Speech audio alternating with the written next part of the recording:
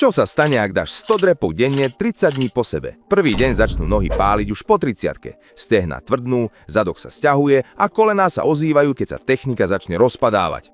Dokončíš 100, ale chôdza je potom skoro na hovno zážitok. Tretí deň sa zobudíš a bolí ťa všetko. Kvadricepsy, hamstringy, zadok. Sadňuci je malá katastrofa, schody sú čisté peklo.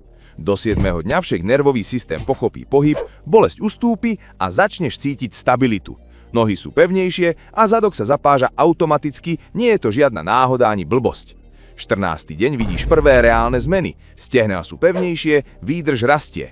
50 drepov dáš bez pauzy. 21. deň cítiš silu v bokoch, lepšie držanie tela, pevnejší stred.